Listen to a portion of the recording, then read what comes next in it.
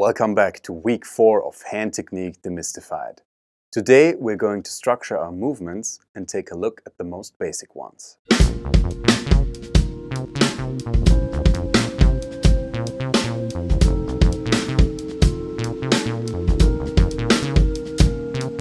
In terms of structuring and organizing our movements, I like to use the principle of gears that I took from Jojo Mayer. We have small gears that work very fast but have no power, and we have big gears that create a lot of power but no speed. In the following lessons, we will look at each gear individually to understand it, learn it, and practice it. In the end, when you're actually drumming, you will of course use all of them at the same time, mix them and change quickly. Very much like you would change gears in the car when driving an adventurous road, with ups and downs and fast turns and stops and goes, etc. So let's start by taking a look at the most basic gear of drumming hand technique, which is essentially wrist strokes. In terms of demystifying terminology, the following technique is most often referred to as the Gladstone technique or Freestroke technique. In the German position, this technique takes advantage of the natural movement of the wrist, which is this and not this. A lot of people get that wrong, especially beginners tend to play either like this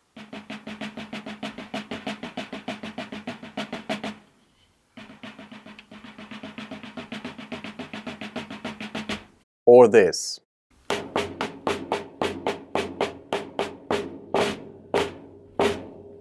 Instead of understanding the natural wrist movement, which is the exact same movement when bouncing a ball or when playing congas. Notice that only the wrist moves, no active movement of arm or fingers. Here are some exercises to get the necessary looseness and allow the stick to move freely. Step 1. Strike your stick and let it fly back completely until it lands on the soft part of the hand here and kind of in line with your forearm. It shouldn't really matter if you use an index or middle finger fulcrum. You should basically wind up with the same result.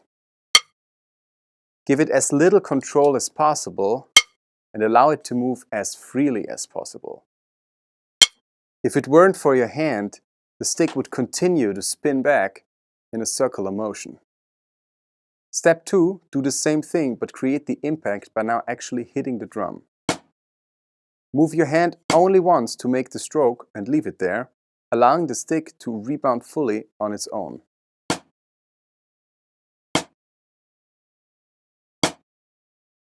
Step 3, same thing, but now pick your hand up after the rebound has happened.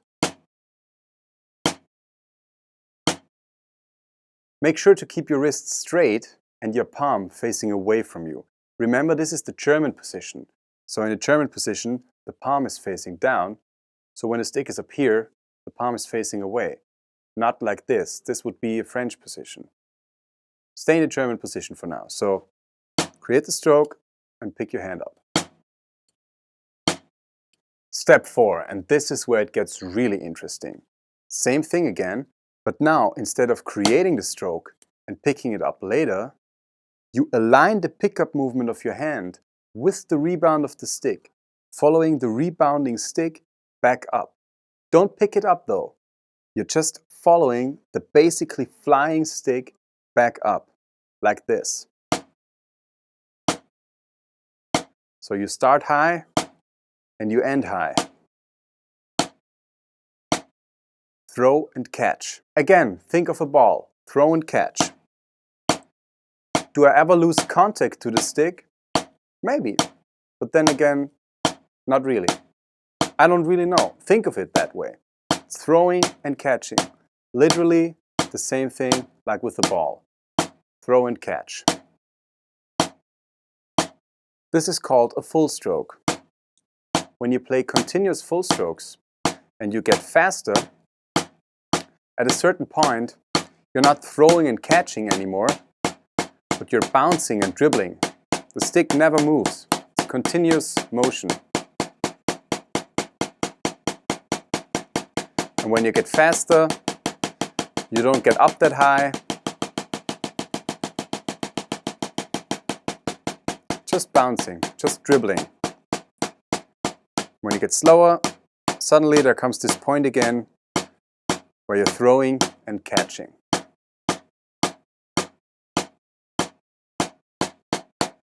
Dribbling, bouncing, throwing and catching. Like with a ball. I mean, there's no better metaphor. It's throwing and catching. Once you get faster, it's dribbling. Then it's again throwing and catching.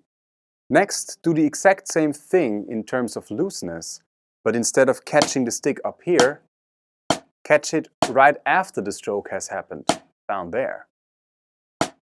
Don't catch it before the stroke, of course. Stay loose and everything stays the same. But you catch it right after the stroke. You're just keeping your hand down instead of following it back up.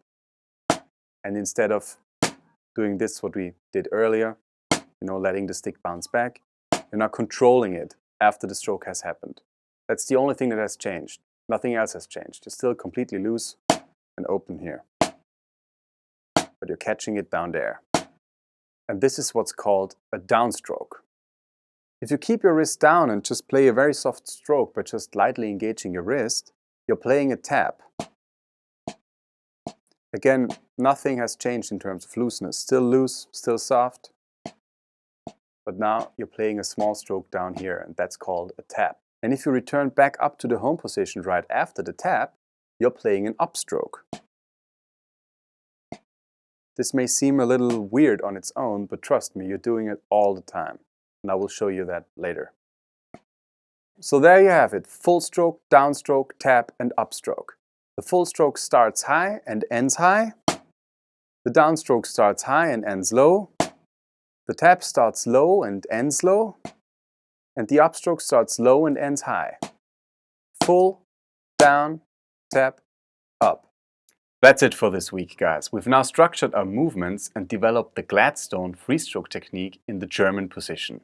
Next week we will apply it to our French position and the traditional grip, and I will show you the musical purpose of the full, down, tap and upstroke. Again, if you have any questions, please leave them in the comment section or go to my website. Please hit like and subscribe and ring that notification bell. See you all next week.